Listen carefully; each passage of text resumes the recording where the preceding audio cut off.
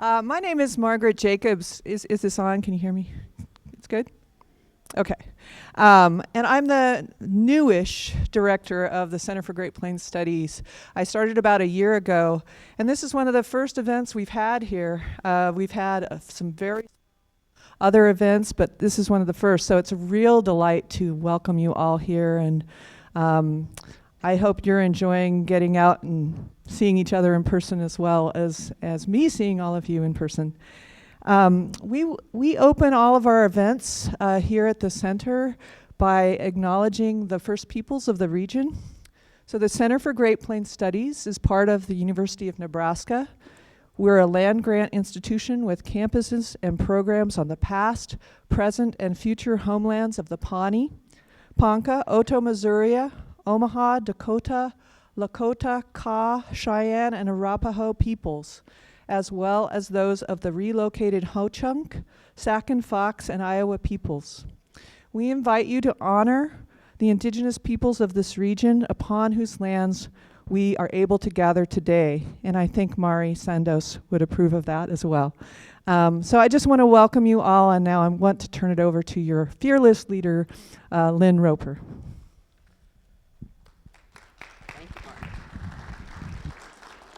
Thank you, Margaret.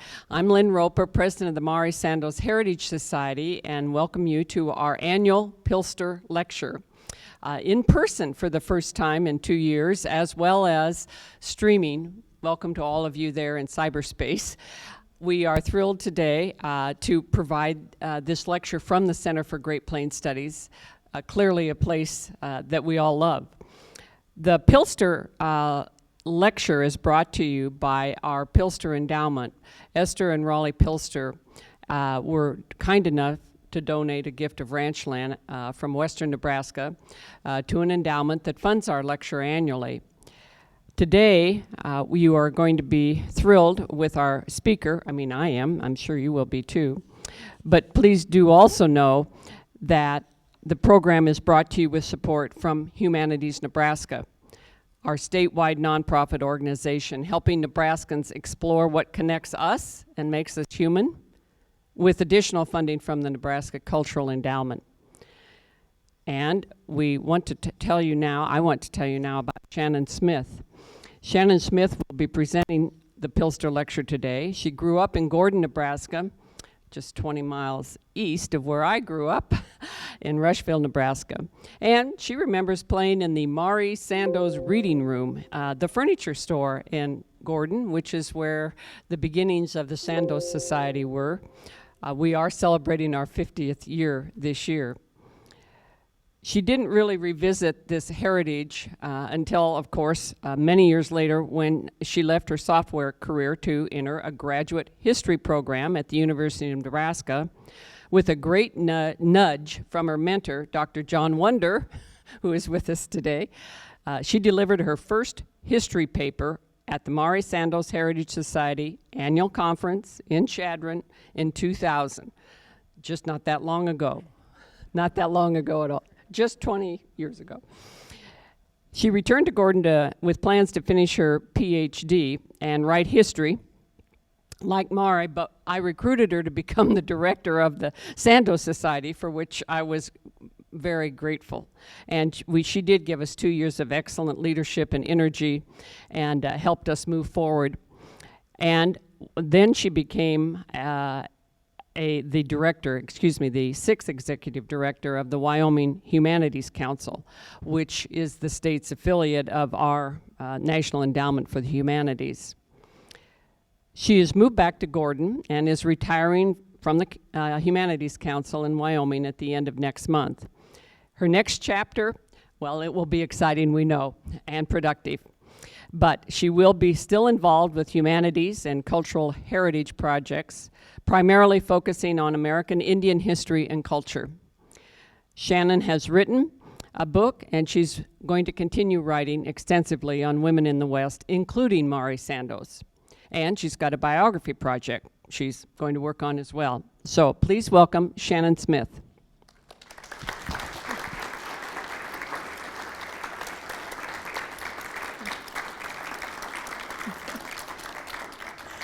Thanks so much, Lynn. I have the lavalier on. Am I good? Everybody can hear me?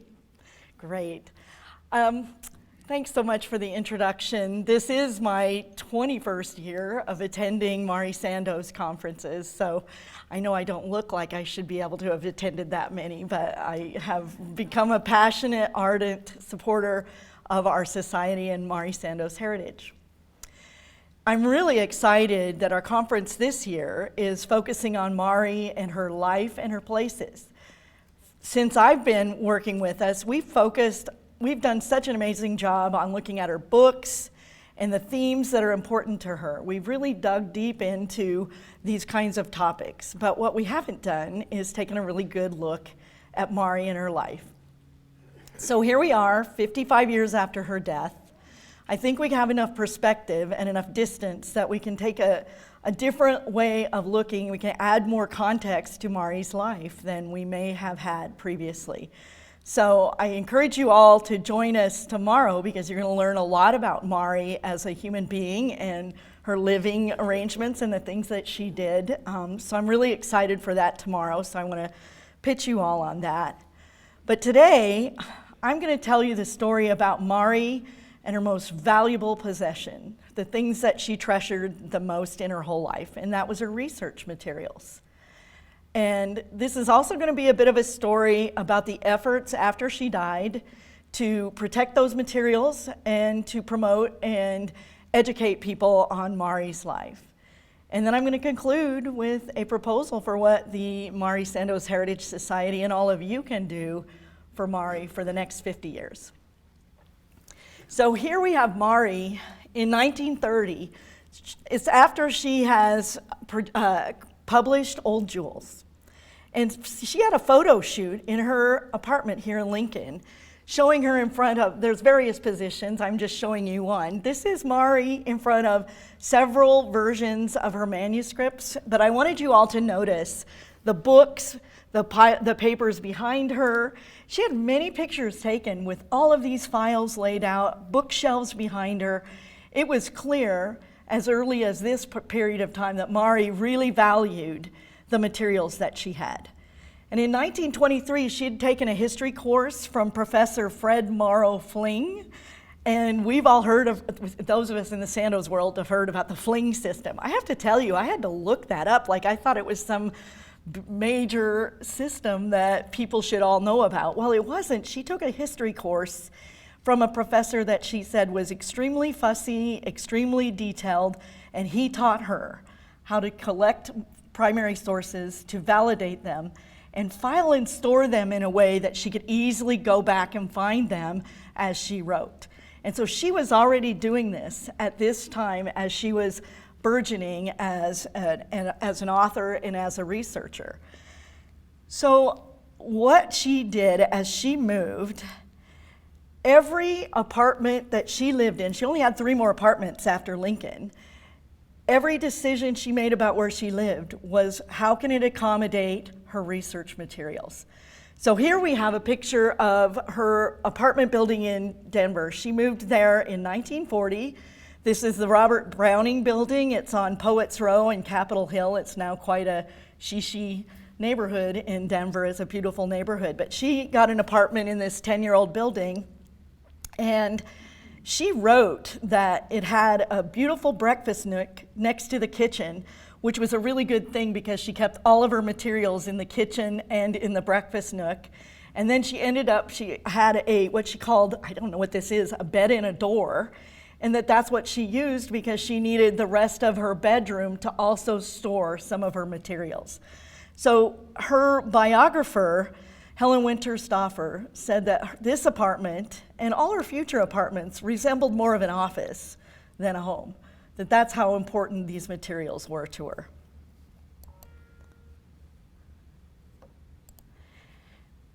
In 1943, so she was only in Denver for just under 3 years, she moved to New York. And she did this because she wanted to be closer to the publishers and editors that she was working with. And so she moved into Greenwich Village into 23 Barrow Street. And she had a 4th floor walk-up. And in a letter after she moved there from Denver, she wrote to several people, because she got letters saying, can you tell me about this thing that you wrote about in your book? And she would write, my materials are in storage in Denver or in storage in Lincoln. And as late as the 1950s, she still had materials stored in Lincoln from before she left Denver and then moved to New York. So she had a lot of materials that she was keeping in various places. 13 years after she moved to this building in Greenwich Village, there was a fire in the apartment above her. And I have verbatim a letter that she wrote that I think you'll all find really, it's classic Mari. She said, I got back from the West in time for the event I fear most of all, a fire. At 1 a.m. this morning, a man burst from one of the little apartments upstairs on the 5th floor, with a great roaring blaze following him. I hear him, looked out into the horror, threw on a robe, and began to pile the more irreplaceable files of my material on the windowsills that open upon the fire escape. The fireman thundered up the stairs with a great pressure hose, and water began to stream down the stairwell and run along the ceiling. I rustled up all the tin wastebaskets and pans I could catch, so I could catch most of the water, but much ran on through the house, so there were ponds all over. But I saved my material from damage. Later, I discovered that the other people had sensibly dressed, pocketed their valuables and documents, and retreated mostly to safe positions. If the firemen had been less swift, I would have been left with nothing but a robe and slippers, but I trust the most valuable of my files. So you could see then that was more important to her than just about anything. So that fire sent her looking for a new place to live in New York. Took her a little under 2 years, but she ended up moving to a home that she described as newer and safer because it was a brick building, but it was brick on the inside as well. And it was also, she had a whole floor to herself, and it was only the owners were the only other residents in this building with her. And so this is 422 Hudson, also not far from her original home, but 422 Hudson, which was the home she spent the rest of her life in. She was, as I mentioned, close friends with Wesley and Mary Towner, who would be her landlords through this time. And she wrote that it was not only fireproof, but it had space in the basement for her to store a lot of her files and records. We do have some pictures of Mari in this apartment in front of some of her materials. This is her in front of some of her books and files. Caroline, her sister, also had a picture of just her home and what it looked like, and this is just one side of her living room. I know there's somebody in this building that may have actually been in this apartment at one time. But it gives you a sense that she had lots of books, she had lots of files, and that was an important piece of her life. On October 3rd, 1962, she wrote what I call the should anything happen to me letter to her sisters. She wrote to Flora and Caroline. The letter itself sounds like she was really motivated about the value of her letters, having heard about the Mark Twain letters making a lot of money for his descendants. She wrote, I have tremendous files of letters in carbons which serve as the originals. For the recipient cannot be compelled to give up the originals, only prevented from publishing them. These letters of mine contain a great deal of Western and other historical information not elsewhere available. These letters of mine will someday be edited into books, several books, and can bring in an income in addition to my books for many years. Her research materials, though, seem to be kind of a second thought because she wrote just at the end of the letter saying, oh, my research materials should go to a Sandoz Foundation or some library that agrees to keep them. So she was really focusing at that time in 1962 on her letters. So she made her sisters aware of her desires at that time. But even though she barely mentioned the research material, she knew that her collections were of great value. And the reason is a number of major universities through the 1950s contacted her and wanted her collection. Somebody of her stature with that many books that were on nonfiction historical topics, they wanted her. And so she was approached by the universities of Wyoming, Colorado, Texas, Virginia, Syracuse, and Boston University. But for over a decade, she never made a decision about where she wanted those materials to go. In 1964 and 65, Mari was battling breast cancer pretty badly, and the cancer had spread. She'd had a mastectomy years earlier, and cancer came back. So she was in and out of the hospital, and I think that at this time, things started to settle in her mind that she was going to have to make some decisions. In March of 1965, her landlady, Mrs. Mary Towner, and her good friend and publisher, Jim Carr, called Caroline Pfeiffer, Mari's sister, at her ranch south of Gordon and said, "Please come right away. Mari is very ill and in the hospital." So Caroline flew to New York with her daughter, Marianne, who arranged to stay, ostensibly to take care of Mari because they felt somebody needed to be there for her. Of course, Mari didn't agree with that at all. But they did decide, she did concede to let her stay because she needed somebody to type for her. So the Marianne did stay in New York, but she didn't have a place to stay. And for her to stay in this building, they needed to get a zoning waiver. And so the governor of Nebraska, Governor Frank Morrison, wrote to the New York City Housing Authority, who granted a waiver to Mari Sandoz so that her niece could live in that building or stay in that building. So while her niece is staying there, for the next 8 months, Mari was frail, but she was able to go out occasionally. But by January of 1966, so 8 months later, she clearly knew she was facing the end, and some decisions had to be made about her materials. Caroline said it was the efforts of the Nebraska governor to get that zoning waiver that helped make her final mind up. I'm not sure if that's entirely true, but it's as good of a reason as any. On January 12th, Mari wrote to the University of Nebraska Chancellor Clifford M. Hardin and wrote to him making her offer. She acknowledged that he had stuck by his word to not harass her about this when they had talked about it several years earlier. And she wrote to him that her conditions were that she must have hard and fast assurance that the collection will be kept together in a separate room, researchers to work inside, the material not to be scattered in any way. Although I have such assurance from other repositories, I prefer that my collection go to the University of Nebraska, but I must have the same firm guarantees that it will be kept together there. 6 days later, Hardin assured her that the university would respect her wishes, saying, "Our library staff, faculty, members of the Board of Regents, and all of the other responsible officers of the university are pleased to give you this assurance. We would not have it otherwise." And so the decision was made. Mari took Chancellor Hardin at his word, and on February 28th, she wrote her last will and testament, in which she said, "My collections described to Chancellor Clifford M. Hardin with my letter of January 12, 1966, are to go to the University of Nebraska as per agreement with Chancellor Clifford M. Hardin's letter of January 18, 1966. On that same day, she sent a letter to her sister Caroline asking her to be the executrix of her estate. She included in this will, Mari herself drafted a very detailed 3-page description of this entire collection.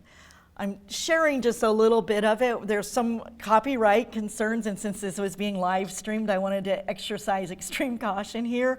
But the description that she gave Chancellor Hardin matches very closely to the description that the Archives and Special Collections at the University of Nebraska Love Library has today. So she sent a pretty detailed description that was then also attached to her will. Before that letter that she wrote to her sister made it to Gordon, Nebraska, Caroline was called again by Mary Towner and Jim Carr and said that Mari had relapsed and was in great pain, and to please hurry out. Caroline raced to Alliance, Nebraska, boarded a plane for Denver and on to New York City. Weather caused Caroline's plane to be delayed for hours and hours, and by the time she landed, Towner and Carr had to call an ambulance to get Mari and take her to St. Luke's Hospital just off of Central Park. Mari was immediately put under heavy sedation, and Caroline wrote that she had never seen her sister again when she was really clear in her mind. However, she must have been able to convey something, because on March 6th, while Mari was in the hospital, Caroline typed a very quick letter off to the chancellor enclosing a copy of the will and Mari's description of her collection. And she also asked the chancellor how would the transfer occur. She had legal and logistical questions. So she sent that off on March 6th. The chancellor wrote his letter response to her on March 10th, first voicing distress at hearing that Mari was in the hospital and providing formal legal acceptance of the collection and connecting Caroline with the attorneys. But Mari died that afternoon on March 10th, 1966, at St. Luke's Hospital.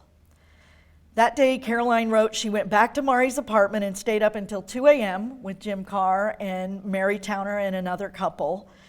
And after they left, she wrote, and I think this is the very first time that she went through some of Mari's files. I don't think she'd had a chance to actually look in these files until then. And she wrote that the first file she opened was labeled Sandoz. And she opened it, and it had many, many pictures, letters, and documents that Caroline said were missing from the Sandoz family home place. She wrote, perhaps Mama had given her permission to take them to New York, comma, perhaps not. Caroline laid out a huge suitcase, filled it with all of those files, and took them home with her on the plane to, quote, get them safely away. The next day, she conferred with newspapers that wanted to know Mari's biography. She wrote this exactly. She conferred with newspapers, embalmers, morticians, and then reviewed the legal procedures for moving a body by train from New York City to Alliance, Nebraska. When the morticians had the casket ready and the body prepared, she accompanied it to Penn Station. She wrote of hassling for hours with train schedules, lockers, and bellboys in the dismantled station, which was undergoing a huge remodeling project at that time. After many hours in the torn-apart train station, Caroline and Mari were finally boarded for their trip from Manhattan to Alliance, where she arrived the next day, and the coffin was unloaded and taken to Rushville. On Tuesday afternoon, March 15th, Mari's request to take me west was fulfilled. She was buried with little fanfare or service on a hill overlooking an orchard on the Sandoz fruit farm with just her family present. Caroline shared a picture of Mari's Greenwich Village office, giving everyone an idea. This is the Gordon Journal announcing the funeral, but also she managed to include a picture of the papers and research materials in it, giving them a sense. I think she's previewing that she's going to do something with these materials, and she wants the world to know that these materials existed. A couple of days later, after the funeral, the University of Nebraska itself announced that they would be receiving the Mari Sandoz collection. But the collection, of course, was still in Mari's apartment in Greenwich Village. That day, Caroline wrote another letter to the chancellor's office describing the volume of what they could expect when it came. And she sent a couple of photos to give them an idea of the space that would be needed.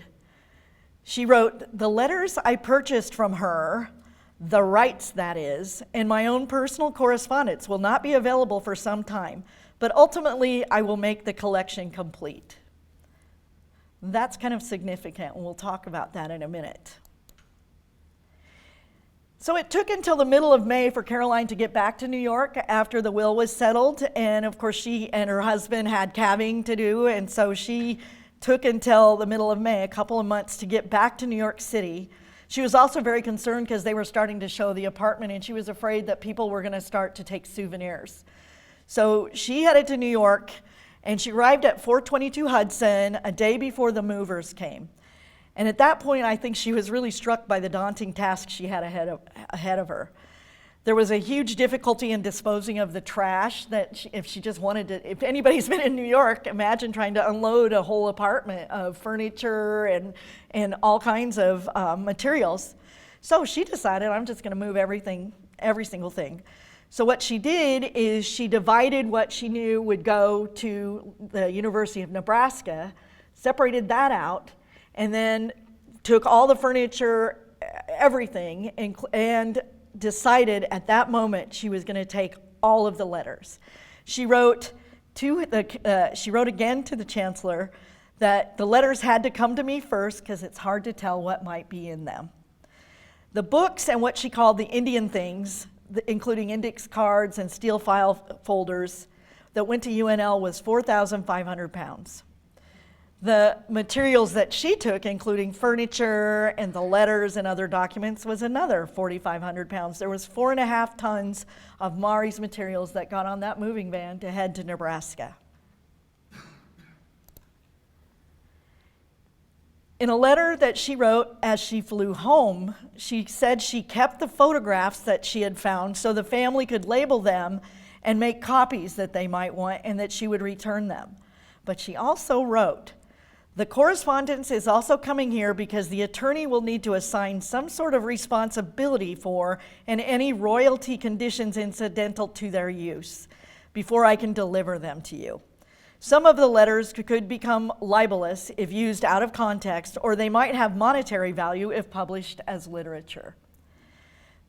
After that, there was a little bit of back and forth between attorneys and Caroline about whether those letters what's going on with the royalty. Basically, they were asking what's going on with royalties, but nobody said, please bring them back to the university immediately. So she did have the letters with her. When the moving van showed up in Gordon, it made front page news.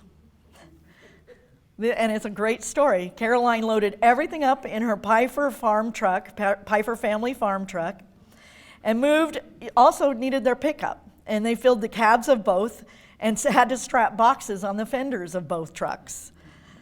The same article, the reason I think this is fascinating is this same article said visitors to a museum to be constructed at the gravesite of Mari Sandoz on the original Sandoz property south of Gordon will be able to see an exact replica of the apartment in New York City, which was Miss Sandoz's studio, working quarters, and home for many years. Caroline wrote that financial help was being sought from the state in establishing the museum, and if so, it would be free to the public. If the Sandoz family had to support it, it would likely be semi-private. So you can see as early as this May, just a couple months, and she had all of Mari's possessions, everything, coffee cups. She decided she could do something with them. And she decided before she even brought them back from New York that she might have an opportunity to create an exhibit of some kind. I talked to several people, including Ron and Sybil Malmberg-Burnt, who said, there was no formal ceremony. There was nothing to acknowledge Mari, and people wanted to. And so it was really interesting to hear how many people came to Gordon, into that area, because they wanted to pay their respects.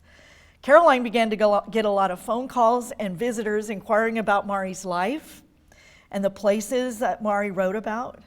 And I wanted to share here, just in the Lincoln Evening Journal 6 months later, an article describing how to get to Nebraska's, quote, newest historical spot, as yet unmarked by anything more than a small sign and a mound of earth. So people wanted to come out to Sandoz country and pay their respects. To accommodate the visitors that kept coming to her place, Caroline set up a temporary Mari Sandoz museum at the Double R Ranch in her basement. So she put out a lot of the materials that she had so people could come and see them. But by the end of that year, in December of 1966, a story describing a museum under construction on the Sandoz property described it as having cement walls put up but no roof yet.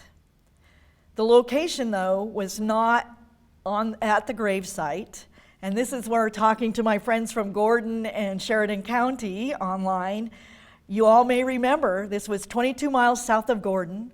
There was a rest area. It was managed by the Sunbeam Calyx Garden Club. And so it was a little pull-off. It had a picnic table and an outhouse, and they built a cement building that was the Mari Sandoz Museum. Here are some pictures of the museum, And so I know some of my friends watching will remember this now, right off the highway. And there was an announcement in May 1967, so here we are about a year and a half after Mari died, this small museum right off of Highway 27.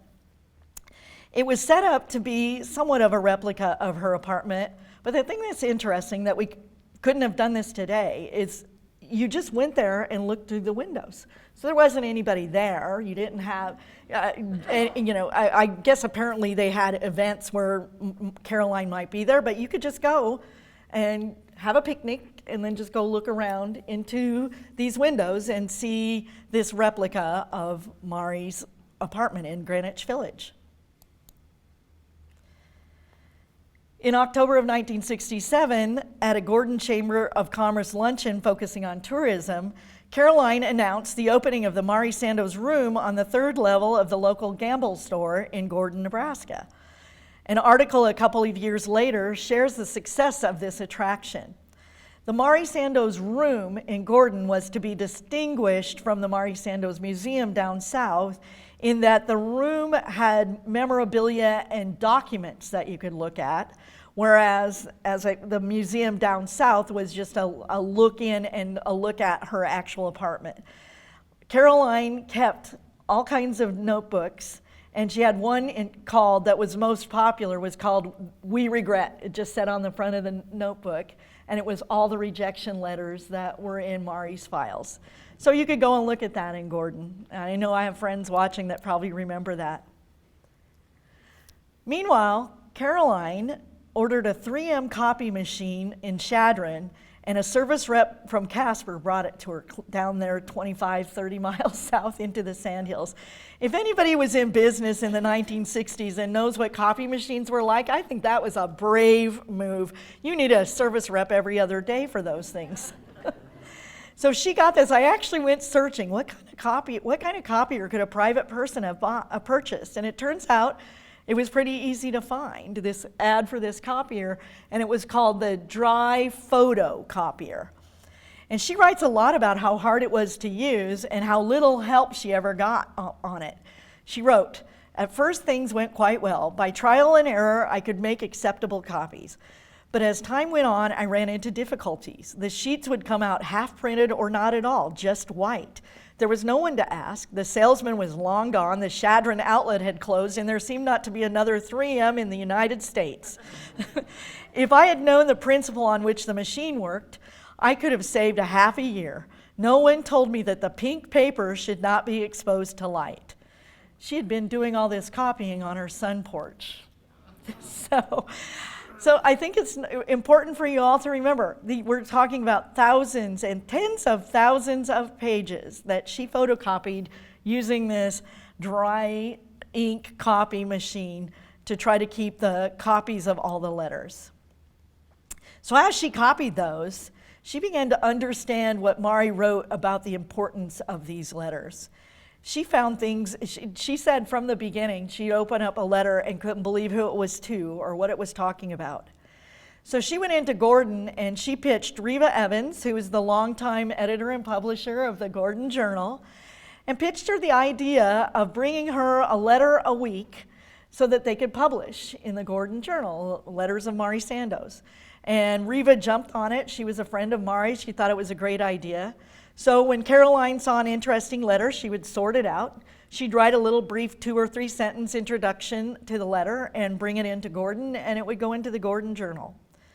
So for 190 weeks, 3.5 years, the Gordon Journal printed memoranda from Mari Sandoz's notes.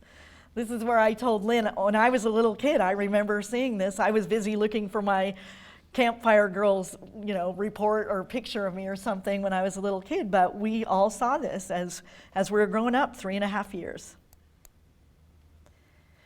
So after 2.5 years, she had all 43 file boxes copied and sorted into some kind of order, and she took them back down to Love Library towards the end of 1968. She wrote that finding somebody at Love Library that even knew where the Sandoz collection was took her hours and hours. And when she finally did, a library faculty member found it in a closet where she wrote that the material was piled to the ceiling and that there was no space for the truckload of papers that she had just brought. So they asked her to come back the next day. They took a conference room, and she said they sorted through and confirmed everything that had been mentioned in Mari's will was there, as well as the letters that she just handed back. Caroline noted that when she returned home, she was disappointed that the collection was in no condition for researchers.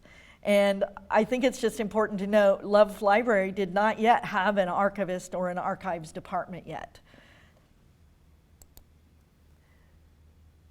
But the letters and displays were not all that Caroline and her friends were doing to preserve Mari's heritage. In 1968, the state erected a memorial marker south of Gordon near the turnoff to the Sandoz place and Mari's grave. It's still there today.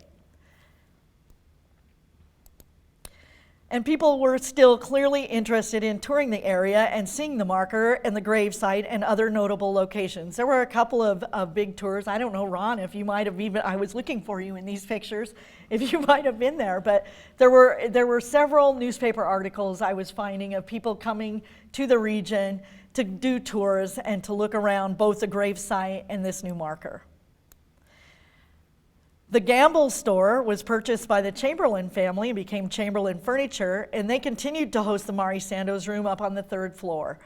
And Lloyd Chamberlain became one of the vital members of a small group of people up in the Panhandle that began to work very hard to promote and protect Mari's memory and to keep it alive. And on May 12th, 1971, 50 years ago, the Mari Sandoz Heritage Fund Committee, responsible for perpetuating the memory and work of the late Mari Sandoz, was formed as a sub-agency of the Chadron State Foundation. Notable appointed honorary members included Caroline Pfeiffer, Mari's friend Caroline and author Caroline Bancroft, James Carr that we've talked about, and writer and professor Dr. Wallace Stegner. Committee members named to get this endeavor off the ground include our own beloved Ron Hall, Lloyd Chamberlain, and several well-known leaders from Gordon, Rushville, Hastings, and Chadron. But this endeavor really got off the ground because of the Chadron State College librarian, Judy McDonald, who was the first administrator who kept every record because she was a librarian.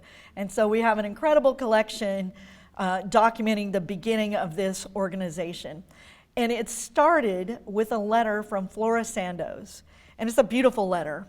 And it says she had $10,000 in royalty money that she did not want to keep, and she didn't want to leave to descendants. She wanted it to go some way to preserve Mari's name. And would Chadron State have any way of doing this? She had no idea. She wrote to the president of the college.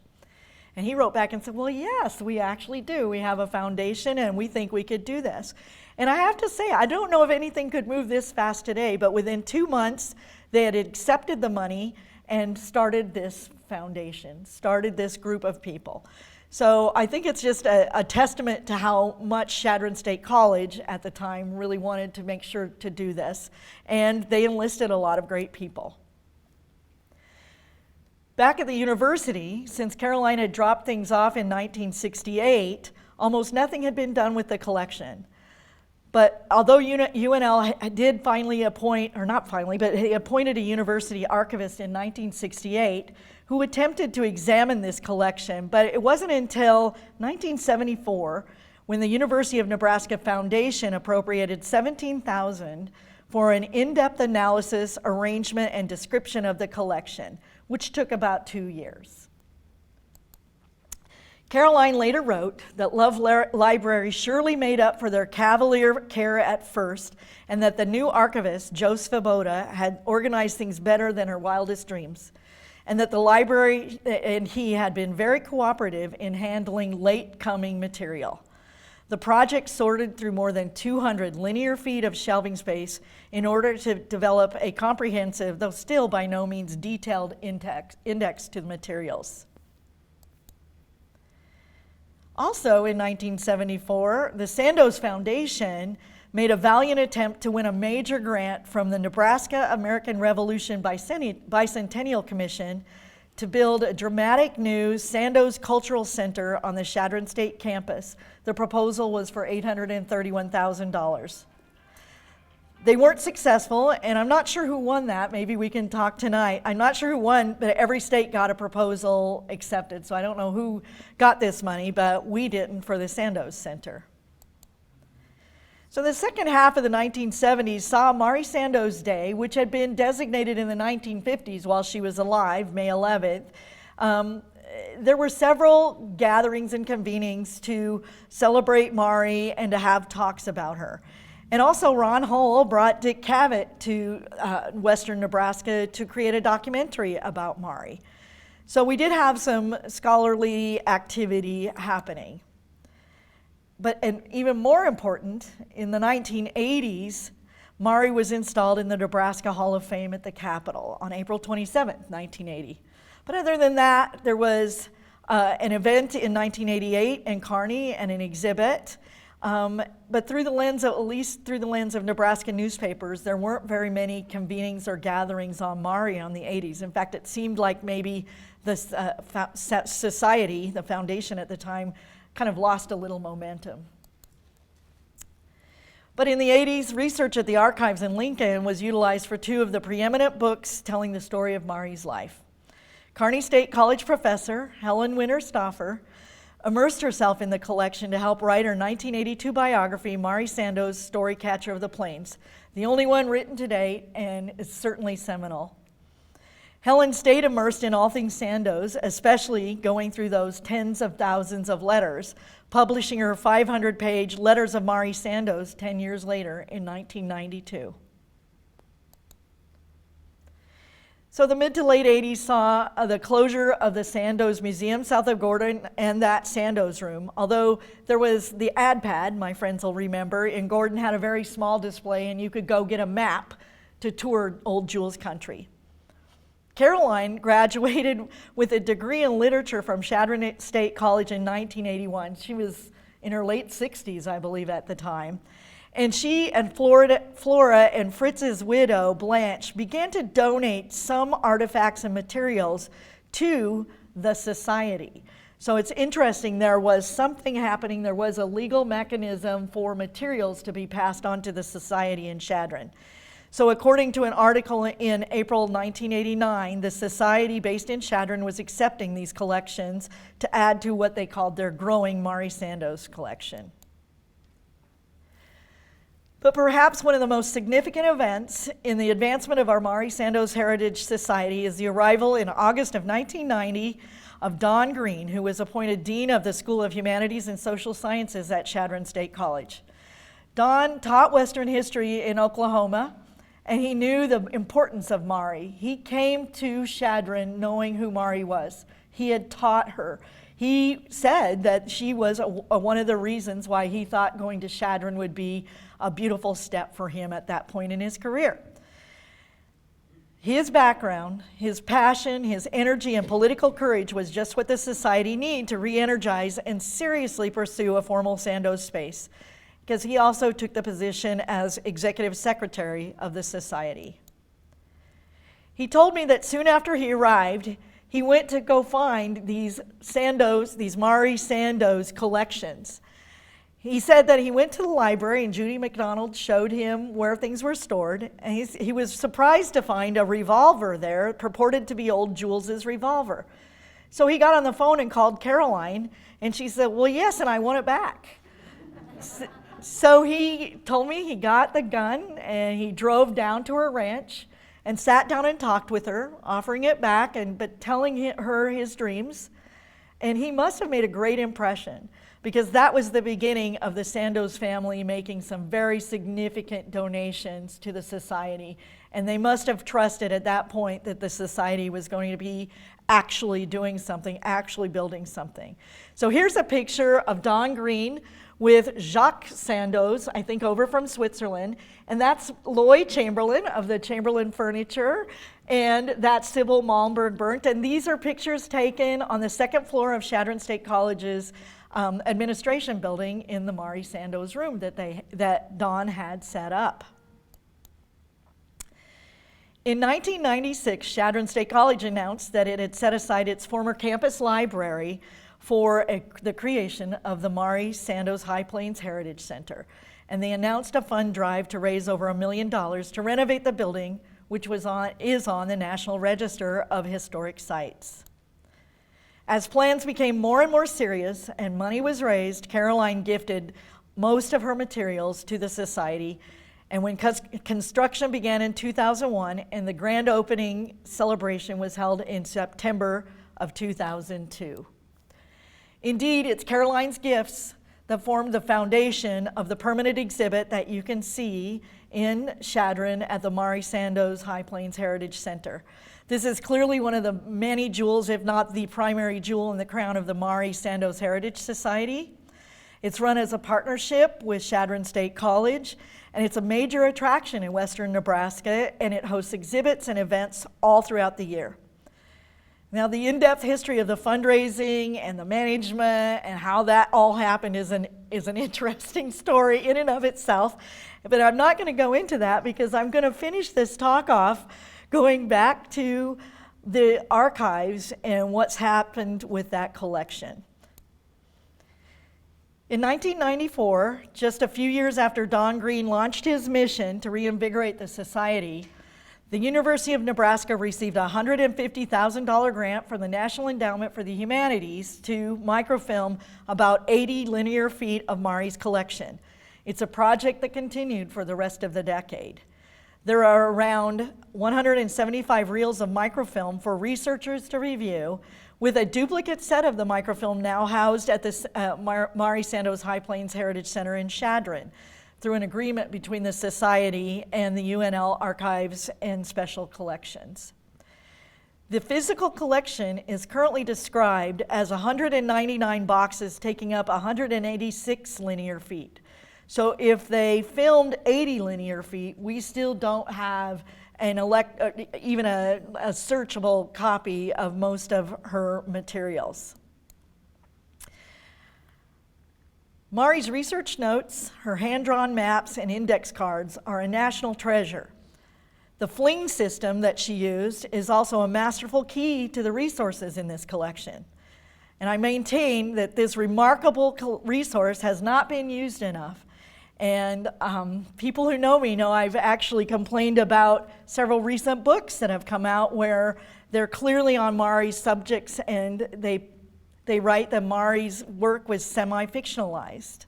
And so they didn't bother to actually go to the primary sources in her resource collection. Nonetheless, I think we can all stipulate this is an important collection, and to me, it's very clear that it was kept intact from the moment it left Mari's apartment.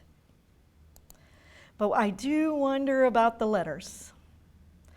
Those 25 to 30,000 or 20,000, we're still trying to get an exact number. But these letters spent 2 years in boxes on Caroline's sun porch, being read and selected. What was selected out? Do we know if anything was selected out? She made it pretty clear to the chancellor that she was going to pull out all the letters to her. I suspect the letters to Flora were also pulled out.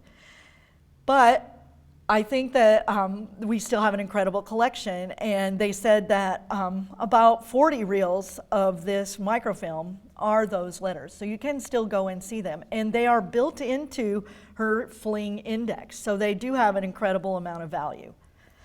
In 1980, UNL Archives and Special Collections created an alphabetical correspondent list on index cards that includes the dates and sometimes some notes about these letters. And in 1999, Dr. Kimberly Lee, then a graduate research assistant at the university, indexed the microfilm content into a useful finding aid for the microfilm. After a couple of years embedded in those letters, Kim Lee demonstrated for us all just how significant these letters can be for historians. In I Do Not Apologize for the Length of This Letter, Lee selected and edited Sandoz letters on Native American rights from 1940 to 1965. Kim told me that these letters were just a small subset, and that if we all dove into them, we would be astonished at the treasure trove of topics that she covered. She wrote a lot about World War II and Japanese internment and fascism and literary criticism. And there's so much more there that hasn't been tapped. So she wanted us all to know, and I also want you to know at the beginning of the letters that were published by Helen Winter Stauffer, she wrote them almost verbatim, that there's so much in here, and that she selected out the letters that really pertained to her writing and to writing in general. So she also had a subset. So it's fascinating that the people who really get into these letters see how important they are. Stauffer also pointed out, though, that anyone who started from the get-go knowing her communications were going to go into a permanent record would only disclose what she wants us to know. She was creating her public image. One that Helen wrote was not necessarily in sync with the private image her close friends and family recalled. In addition to Mari's circumspection in her letters, I think we can stipulate that the correspondence was curated by a loving sister wanting to promote Mari's reputation and protect her family. Remember, she told UNL she was going to pull out the letters to and from her. When she was estimating the material that would go straight from New York to Lincoln, she wrote to the library, to the chancellor, that the letters had to go to her first because it was hard to tell what was in them. And after a summer of reading them, she wrote, "I could see that from the intimacy of the letters, the trust her correspondents had in her caution with their material, that this could not be trusted out of our hands without a copy to remain with us. There could be lawsuits, threats, and intimidation. We had to be sure of our stand," we meaning her family. So, if Caroline pulled out the letters, where did they go? This is Helen Stauffer. I told her family that this is one of my favorite pictures. She was able to come to us a few years ago. She wrote in her introduction that she saw these letters. She said, "Only in the letters to her sisters, particularly to Flora, did she let down her reserve. These letters, however, are not in the UNL collection. Mari's sisters graciously allowed me to read the letters, but asked that Helen not quote directly from them. Although there is little in them pertaining to her writing or career not found elsewhere, she discussed her work more fully and frankly here. Her letters continued throughout the years to discuss aspects of her own writing and revealed her feelings more openly than elsewhere." Where are those letters? So, in a proposal that I want to make that is not original, this has been talked about for some time. Today, in great detail, as a matter of fact, in a board of directors meeting we just came out of, we know that there's letters in other archives. We know that there's individuals out there that have letters that are probably not in the UNL archives collection. We don't know how many are out there. So I believe it's time for us to put a new effort to analyze and track down all these letters and begin to make them more available for research so we can build a more complete picture of Mari and offer her letters to the world. So this is how I see a complete correspondence. It's a Venn diagram that shows there's probably duplicates in places, but there's probably originals that we haven't even seen. So how do we go about finding them? By way of example, I took a look at other contemporaries and famous authors. The Mark Twain Project has about 50,000 letters. What they had to do is they had to go out and find those letters. In fact, with all of these other authors, they had to go find them. We have the carbon copies of what she sent out. But the Twains, they said that there's 24 letters at any time on the market. So they're going out and at least getting permission to digitize them, but these letters are, purchased for tens of thousands of dollars. But they have a complete searchable collection.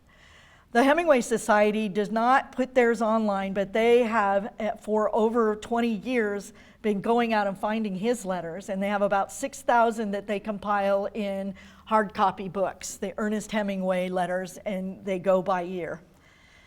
And across the spectrum is the John Neihart collection that the University of Nebraska Archives manages. And then the complete letters of Willa Cather are part of the Cather collection that the University of Nebraska Archives manage. And these collections, all of them, look not only at letters, but at the publications, at essays written about these scholars. And they're very rich resource areas for people to go and learn more and write more about these authors. So we all believe it's time to do the same thing for Mari. As the Mari Sandoz Heritage Society celebrates 50 years of work commemorating the legacy of this incredible person, we have completed some amazing public humanities work, from creating the building to making sure that Lincoln has a heritage sign showing, commemorating all the places that she lived. And her grave is there. I recommend you can go. There's a bench, there's a little notebook you can write comments on. We also have the heritage sign. We put on a conference every year. We do a lot of work to commemorate her. We have a board of directors that has grown tremendously over the last couple of decades, especially with scholars. We have people who are passionate about Mari from Wyoming, Colorado, Kansas, South Dakota, as well as all over Nebraska. We have faculty from Chadron State College, the University of Nebraska-Kearney, Oglala Lakota College, University of Kansas, University of Wyoming, Colorado State University, and Western Colorado University. These faculty are helping us create new publications and ensuring that Mari's work is recognized in the academic field. And so I conclude by saying I think it's time for us to create the Mari Sandoz Digital Center for the Study of Man. Thank you very much.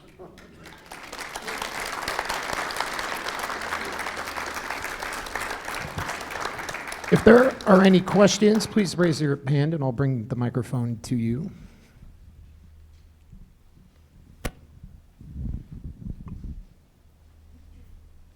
Are you on? Yes, I would ask you to talk a little bit about the people who visit the gravesite.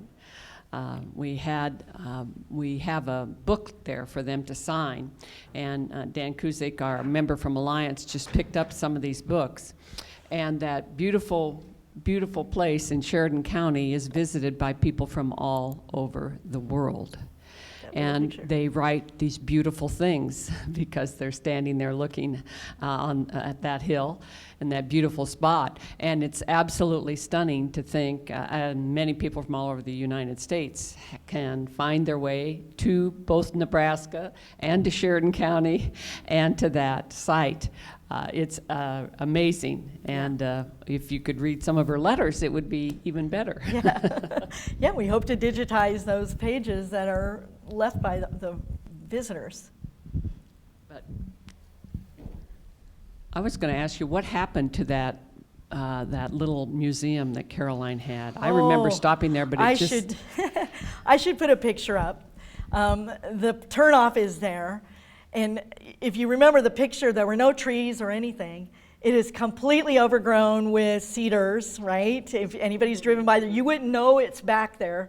In fact, I wouldn't go back into it because of snakes and things that are clearly probably back there. But the cement building and then the sign, it's fallen over. There is an outhouse that I don't think anybody would ever use either. But there is a turnoff and a picnic table there. Uh-oh. And it's horrifying, the state of the building, but there is potentially still material left inside. Okay, there we go. That is amazing. What shape and form, that's another question. I don't think everything was moved out. Well, I think that's a Dan Kuzak. Yeah, Shannon. Alice and I were at the gravesite here just about, a month ago, I think. And but the thing that concerned me is the Historical Society sign is in bad shape. And I wondered if there is a fund, that's looking to refurbish that, to restore it.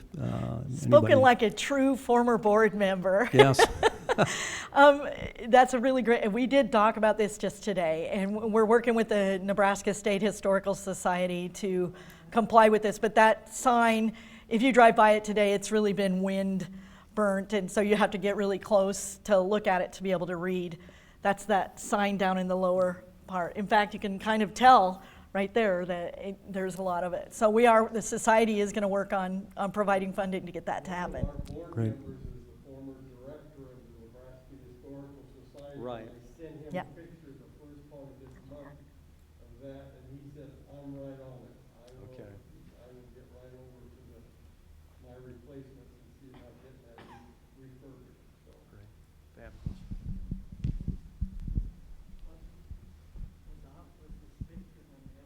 Anything else? Oh, So Shannon, I spent a couple days this summer looking through Mari Sandoz letters, and while I was looking for specifically references to Hollywood and major studios, I found some of the most candid assessments of her opinions on things in letters to typically women acquaintances, and then there were letters that came from H that literally jumped off the page that I just started reading because they were always delightful if they came from H. And so I was wondering, on that libel, on that things that that Caroline didn't want to get out, what are some of your speculations on what we might find out about Mari as a person? well, when I called Sybil Malmberg-Burnt, who knew Flora and knew a lot of what was happening right at that time, and I asked her point blank, are there any bombs in there? And she didn't really think so, but she said that that there were probably family comments about each other or about their men or about bad decisions that were made that would be kind of like if somebody could find my letters to my sister, my emails to my sisters.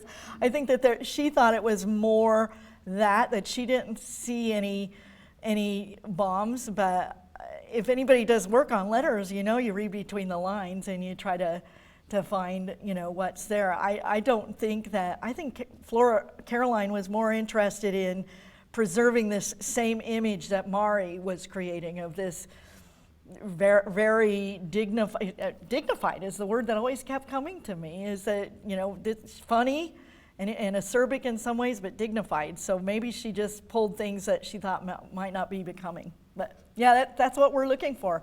What's in the box?